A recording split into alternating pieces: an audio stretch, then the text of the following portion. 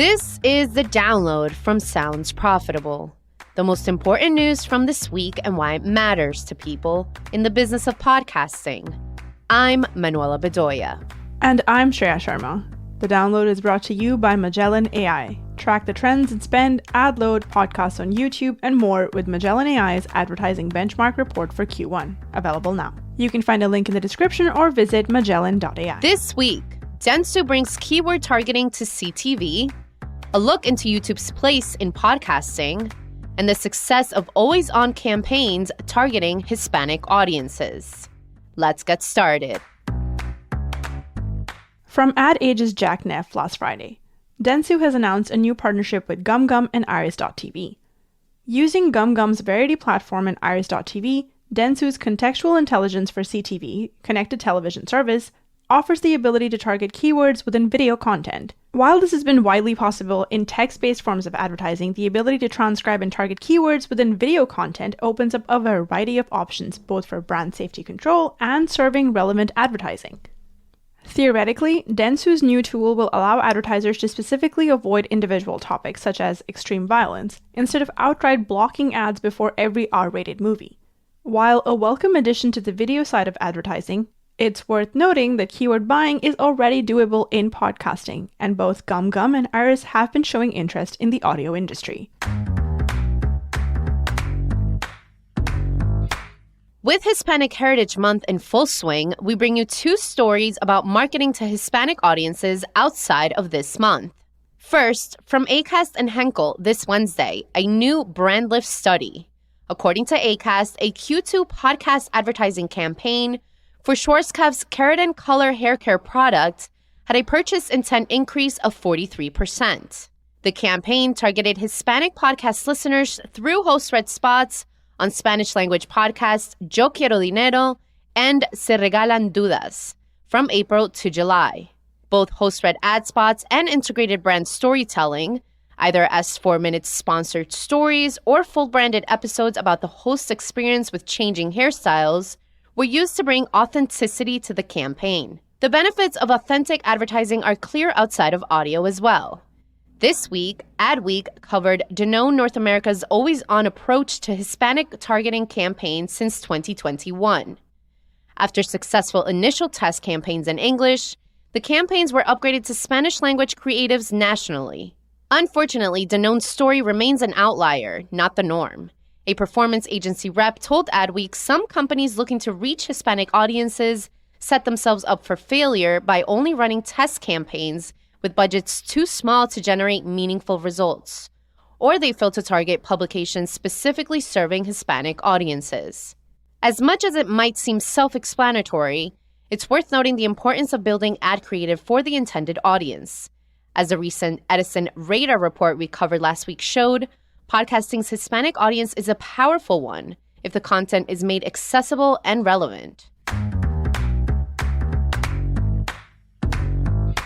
Last Friday from Adam Bowie, a look into YouTube's present place in podcasting and where it can go. Bowie breaks down YouTube's current place in the podcasting sphere, how it might have been accidentally overlooked, and unanswered questions that could evolve YouTube's place in podcasting. Here's a quote from Bowie. "There is a massive opportunity here. YouTube and YouTube Music potentially can give a bit of kickstart to many of those who have yet to start listening to podcasts. Recall that even in the US, where podcasting is perhaps most established, only 42% of the population listen to a podcast each month. That means that 58% of the US population don't regularly listen to podcasts, and that number is significantly higher in other parts of the world that have smaller podcasting ecosystems and are likely to be more dominated by Android phone ownership."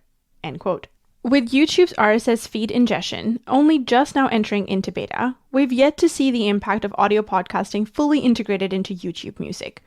Bowie argues that despite the apparent lackluster support of audio-only podcast videos, there's utility to YouTube.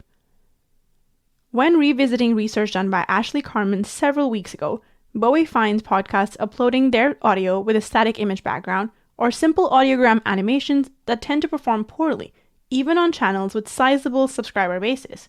The eternal question of what is a podcast complicates research into the top contenders, as studies like those from Podtrac don't even mention YouTube, due to information being collected via RSS prefix. Meanwhile, gray area productions such as content exclusive to Spotify, Audible, and other platforms continue to be classified as podcasts. As the medium and platforms evolve, it's important to remember the malleable nature of the term podcast when getting a big picture perspective of the industry. Finally, it's time for our semi-regular roundup of articles we're calling Quick Hits.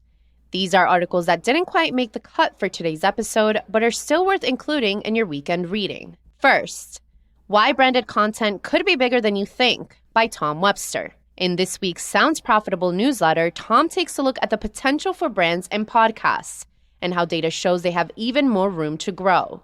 Next, The Power of Brands and Podcasts to debut October 18th. The free webinar debuting Sounds Profitable's latest study, looking into the listeners of branded content and how to engage them, will be at 2 p.m. Eastern Standard Time on Wednesday, October 18th. Registration is now open.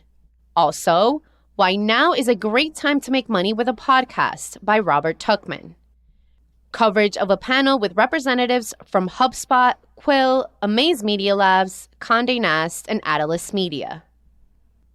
Next, Amazon Music launches podcast previews in several global markets by Reem Makari.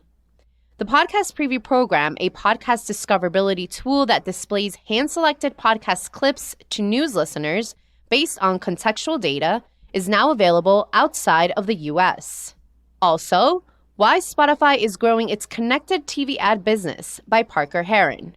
Spotify has partnered with Roku, the first step in establishing the Spotify CTV Partner Network to serve audio ads in the Spotify app available on smart TVs. And finally, Libsyn unveils September 2023 podcast advertising rates, enhances brand safety measures with Comscore technology. The average cost per 1,000 impressions for a 60-second podcast ad increased in September to $22.91. A 3.8% month-over-month increase that breaks a 3-month downward trend. And that was The Download, brought to you by Sounds Profitable. Today's episode is hosted on Art19. Find out more at art19.com. I know we went through today's stories fast, so be sure to check out the links to every article mentioned right in your podcast listening app or on soundsprofitable.com/podcast. And thank you for sticking with us as we bring you the top stories you might have missed from the past week. I'm Manuela Bedoya. And I'm Shreya Sharma. Our producers are Brian Barletta, Gavin Gaddis, and Tom Webster. Special thanks to Art19 for hosting The Download. And thanks to you for joining us. Robot? Download complete.